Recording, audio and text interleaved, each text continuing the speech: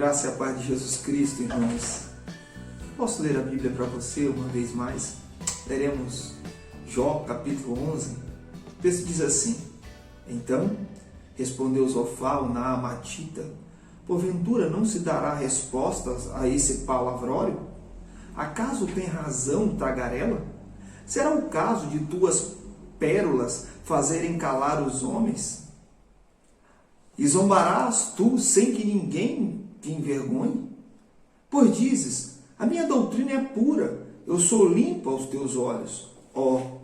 Falasse Deus e abrisse os seus lábios contra ti, e te revelasse os segredos da sabedoria, da verdadeira sabedoria, que é multiforme. Sabe, portanto, que Deus permite que seja esquecida a parte da tua iniquidade. Porventura, desvendarás os arcanos de Deus, ou penetrarás até a perfeição do Todo-Poderoso? Como as alturas dos céus é a sua sabedoria, que poderás fazer? Mais profunda é ela do que o abismo, que poderás saber? A sua medida é mais longa do que a terra e mais larga do que o mar. Se ela passa, prende alguém e chama a juízo, quem o poderá impedir? Porque ele conhece os homens vãos e sem esforço vê a iniquidade, mas o homem estúpido se tornará sábio quando a cria de um asno montês nascer homem. Se dispuseres o coração e estenderes as mãos para Deus, se lançares para longe a iniquidade da tua mão, e não permitires habitar na tua tenda a injustiça, então levantarás o rosto sem mácula, estarás seguro e não temerás, pois se te esqueceras dos teus sofrimentos, e deles só terás lembrança como de água que passaram. A tua vida será mais clara que o meio-dia, ainda que lhe haja trevas, serão como a manhã. Sentir-se-ás seguro, porque haverá esperança. Olharás em redor e dormitarás tranquilo. Deitar-se-á e ninguém te espantará. E muitos procurarão obter teu favor. Mas os olhos dos perversos desfalecerão. O seu refúgio perecerá. Sua esperança será o render do Espírito. Queridos, estamos aqui continuando no nosso livro de Jó. E veja, depois de Jó ter rebatido as acusações de Bildade, agora vem Zofá, o terceiro amigo de Jó, trazer a eles as suas palavras. E veja, Zofá fala por último, porque provavelmente ele era o mais novo entre aqueles. Todos eram anciões, mas Zofá era o mais novo. Por isso, ele é o último a falar. Mas se você notar, as palavras de Zofá trazem mais ira do que as palavras de todos os demais. Ele se expressa a Jó de uma maneira muito irada contra aquilo que acontece. Então veja, apresenta-se diante dele, de Jó, uma animosidade por falta de Zofá, pois revela que Zofá estava completamente irado. Porque não podemos esquecer aquilo que diz Tiago, no capítulo 1, versículo 20, porque a ira do homem não produz a justiça de Deus. Jó não precisava de um tapa no rosto, mas sim de uma mão bondosa de um amigo, como diz o escritor Palmer Robson.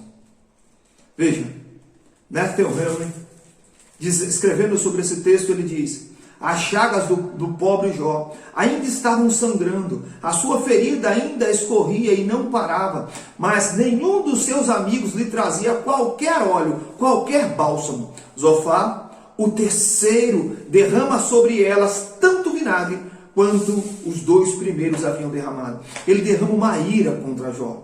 Na verdade, em suas palavras, Zofá aqui apresenta uma acusação muito forte contra Jó, como se fosse soberbo e falso ao justificar-se. Ele acusa Jó disso. Veja, assim como em Bildade, lá no capítulo 8, versículo 2, Zofá iniciou seu discurso chamando Jó de tagarela. É lamentável que esses três amigos se concentrassem nas palavras de Jó e não nos sentimentos por trás das suas palavras. Zofá não demonstra misericórdia em suas palavras. O que já aplica-se a nós, irmãos, é quando nós trazemos, mesmo que as palavras dos nossos lábios sejam a verdade de Deus, elas devem ser acompanhadas de amor e misericórdia. Zofá falou com ira contra Jó. E veja o que acontece. Zofá, ele apela a Deus para a condenação de Jó. Ele roga a Deus que repreenda Jó no versículo 5, e que Jó pudesse se tornar consciente. Ele o repreende quanto a isso.